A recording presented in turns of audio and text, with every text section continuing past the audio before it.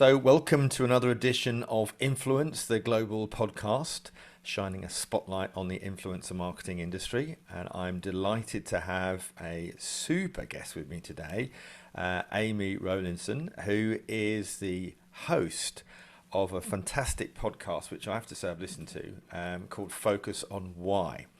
So, Amy, it's lovely to see you today. Thank you very much, Gordon. Not only have you listened to it, but you are about to appear on it too.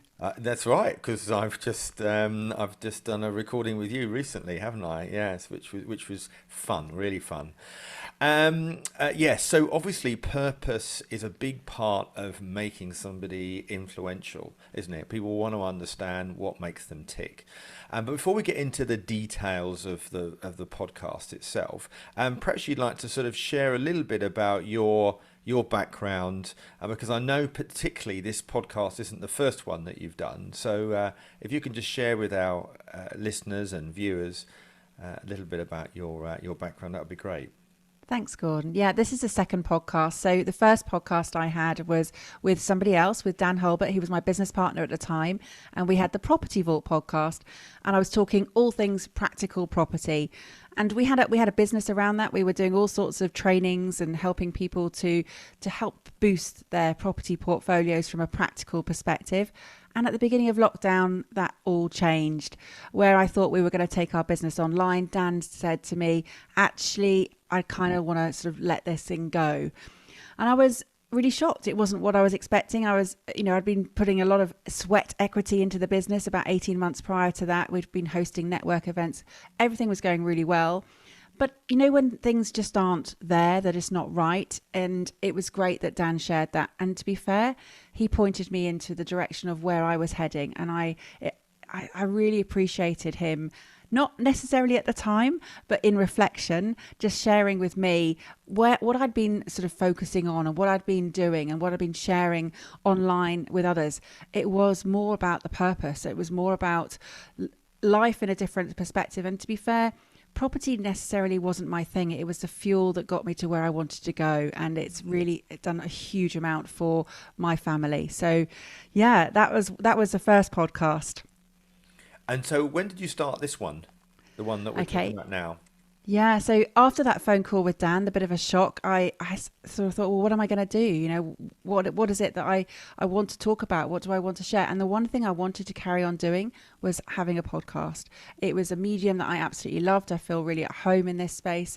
And within a week, we had to close out the Property Vault. And on that morning when I woke up, I had the idea for Focus on Why. I'd been letting my subconscious sort of run with different ideas. And I woke up that morning saying, I know where I'm going to take the audience. I know where I can affect some influence and I know what impact I can make. And that is all about purpose and helping people to find their purpose. And what's been the reaction? Because you've got, I know, a sizable audience now.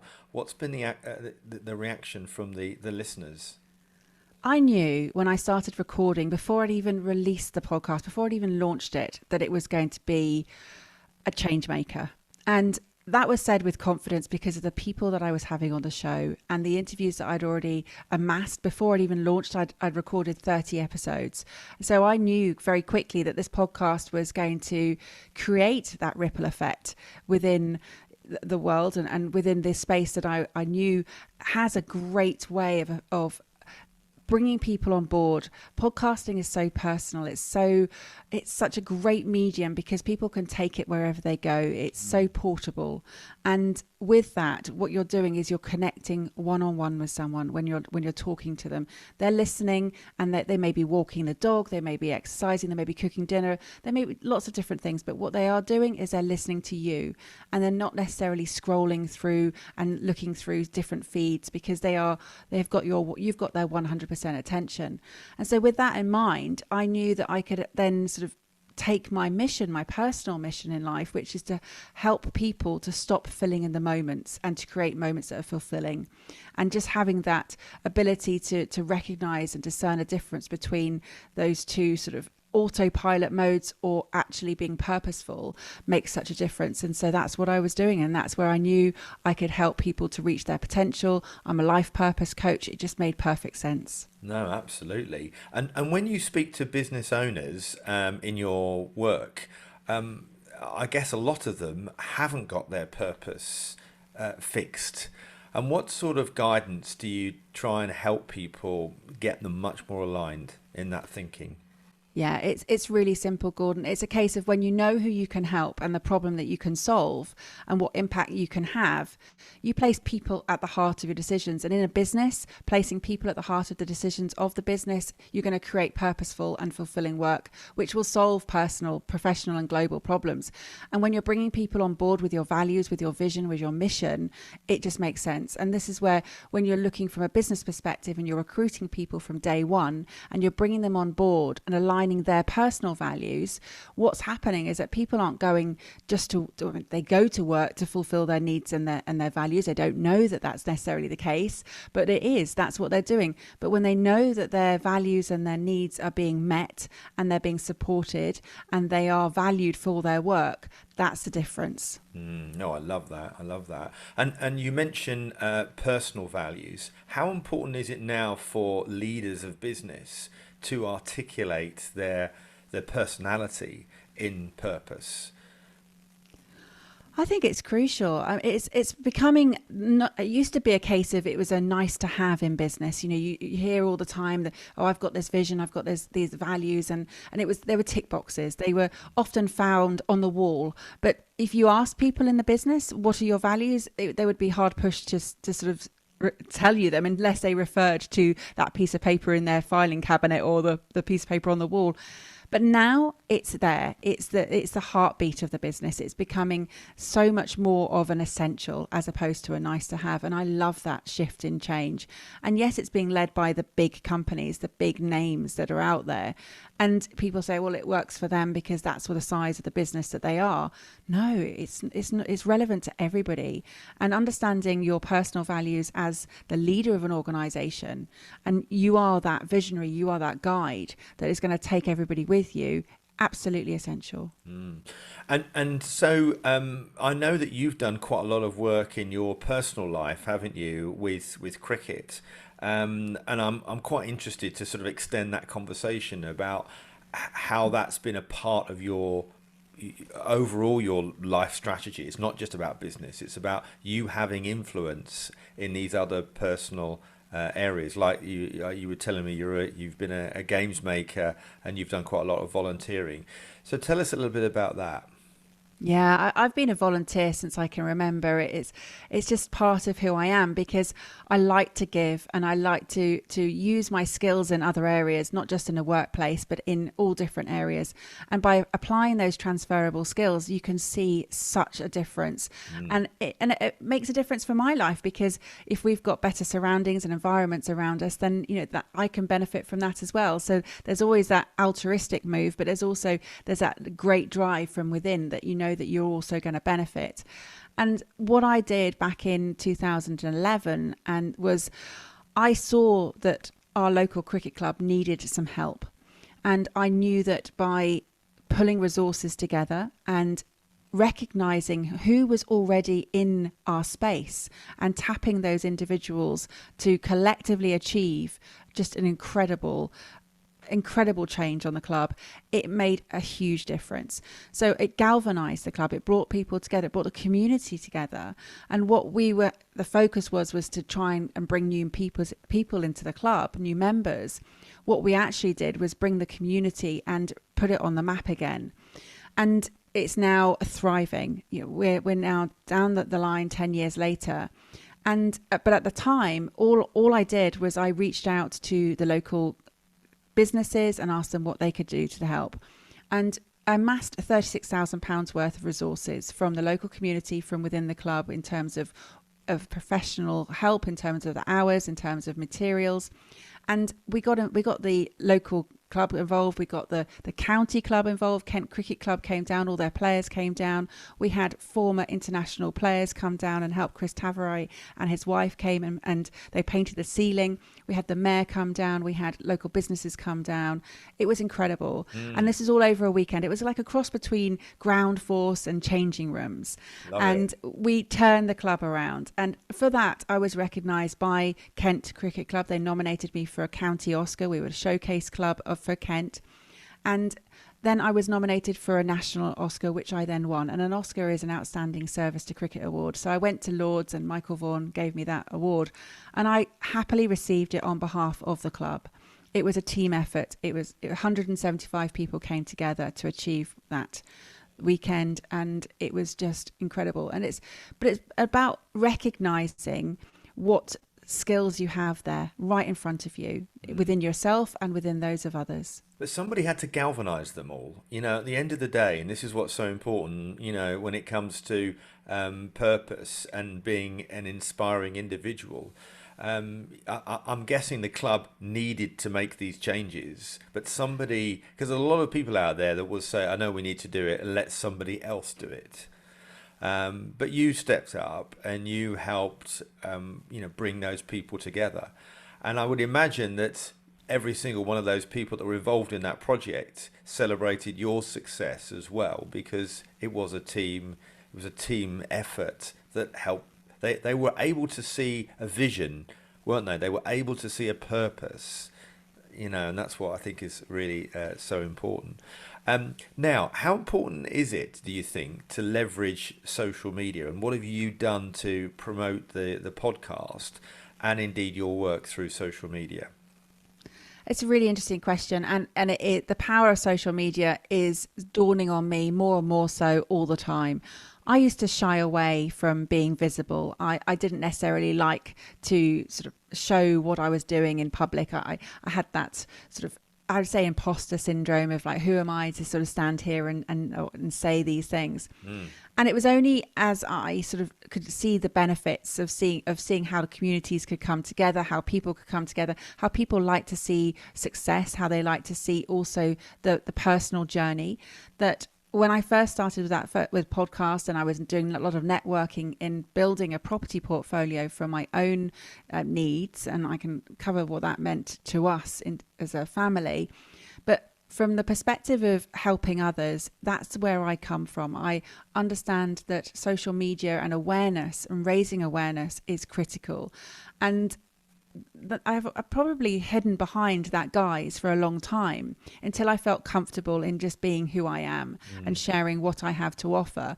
But knowing that people will take on board what you share, they'll see your journey, they'll respect you for showing you starting from scratch. And that's when I came out with the second podcast, Focus on Why, I knew that I could just be me and I could just share, look, I'm starting this. Please support me because I feel that there's a strong message here. And that's how I've built an audience. It's being honest, it's being credible, it's being just respectful of the people who are supporting me in the podcast, of those who listen and what they value, and understanding what people need and value and what they want are just key to everything I do. And recently I had the opportunity to share something very personal. My son had a nasty knock in a rugby game. At a time, he was fine. But 2 hours later, things went downhill very fast, and we went through the concussion protocol and took him straight to hospital. Now, fast forward several hours. In fact, from the time that he had the knock through to operation, it was literally 11 hours. And he had an emergency neurosurgery, which was just, ridiculously stressful. I cannot describe how stressful it was at the time, but we got through that, and he has got through that. And we took the plaster off yesterday. So 7 days later after that happened, we took the plaster off, and he's got a 15 centimetre scar. It looks like somebody's sort of slashed his head open with a broadsword. It's just incredible how huge the work that went on.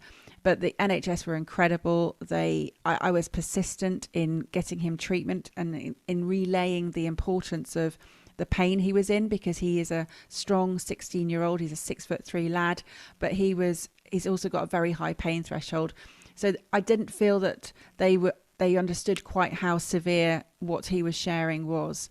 And your kids, what what pain they're going through. So as responsible as a parent, I had that responsibility to sort of share that, and then they took it more seriously, and he got the CT scan, which then revealed the bleed between the brain and the skull, and the severity of what was happening there. He'd also fractured his skull.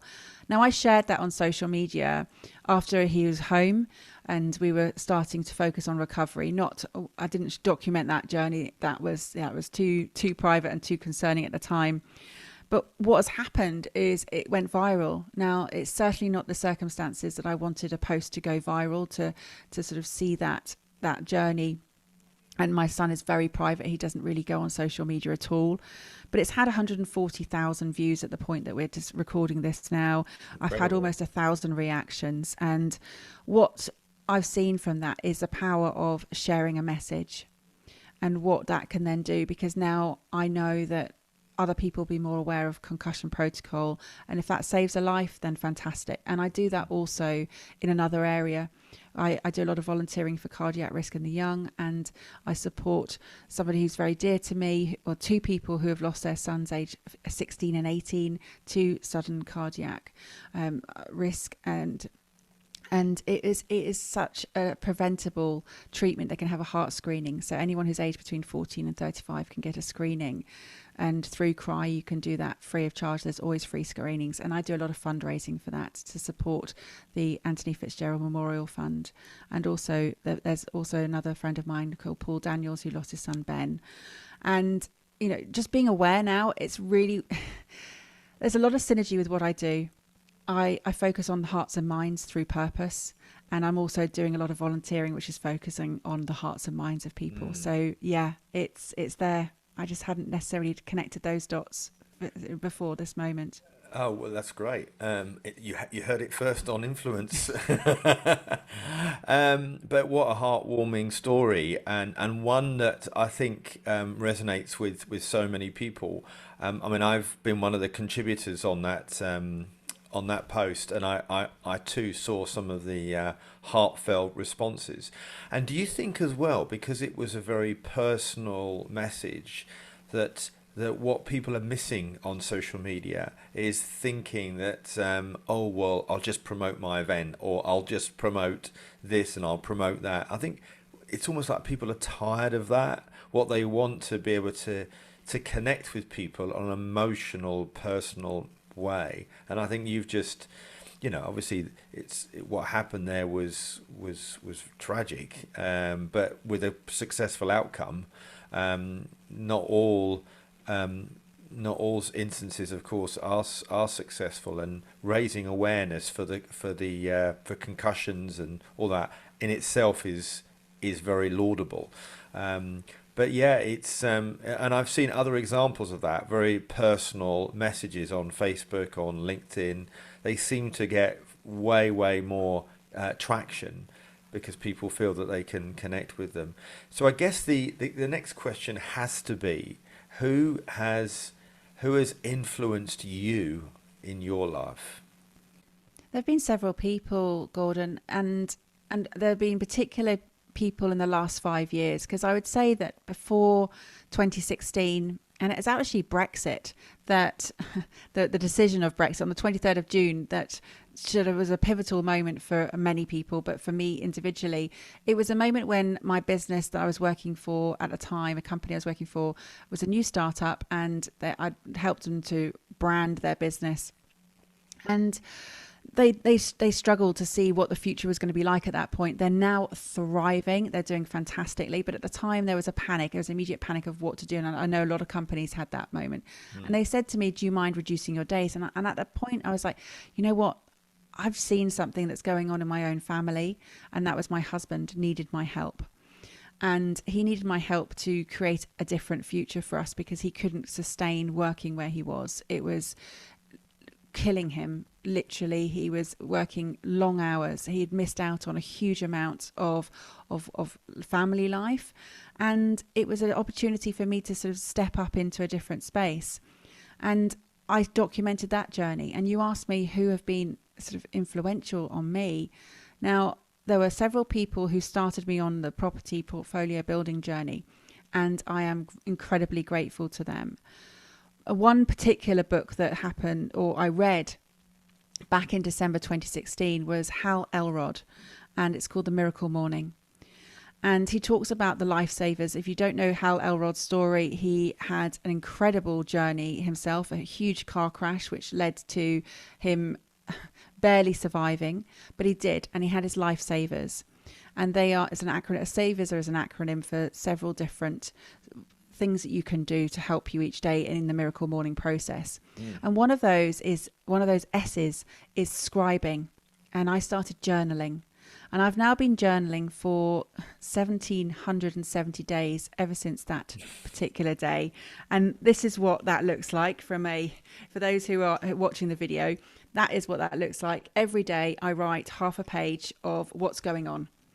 So I had coached myself. I've taken myself through that journey over the last almost 5 years now.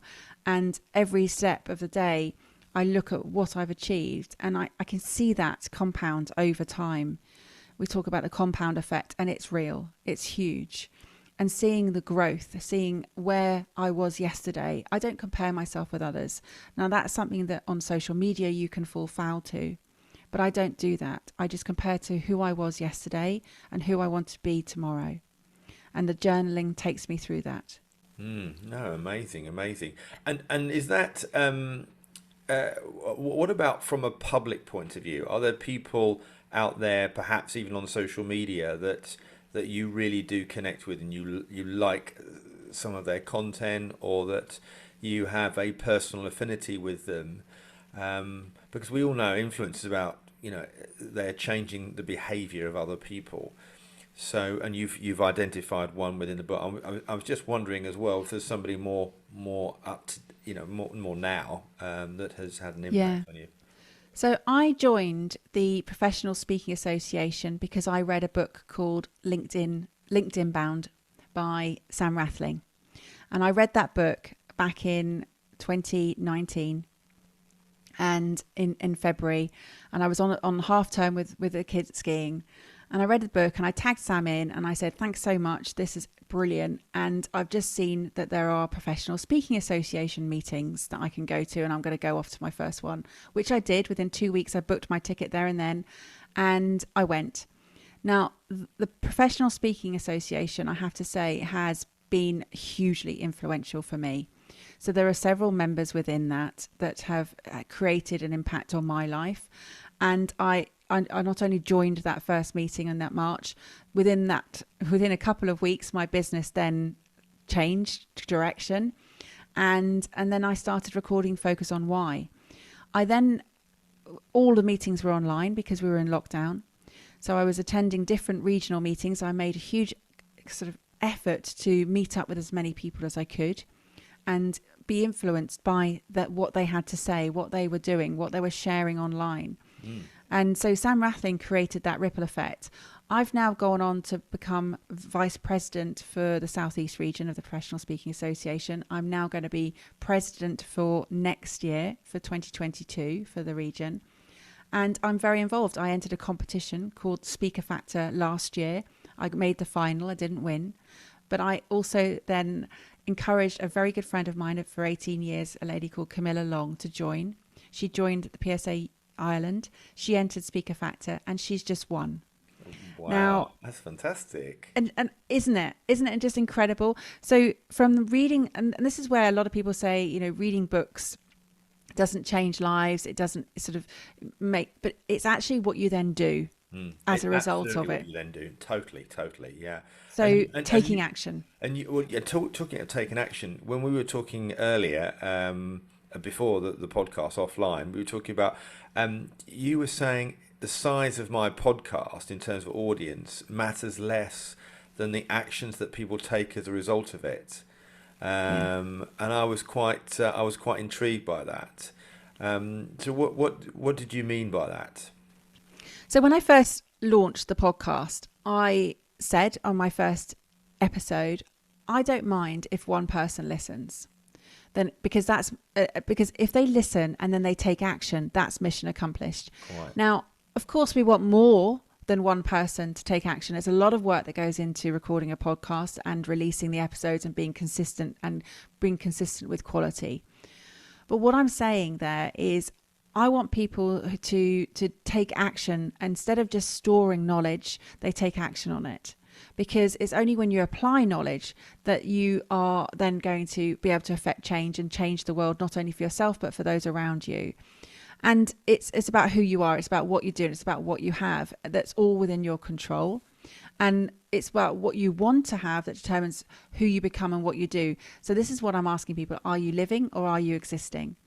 And this is the case with the podcast. When I'm talking about the download numbers, they're vanity metrics sometimes. It's important to see growth. It's as important to see impact. It's important to understand what the numbers are in terms of what's important to you and your business. Because unless your podcast is a hobby, and for many that can be the case, and that's great.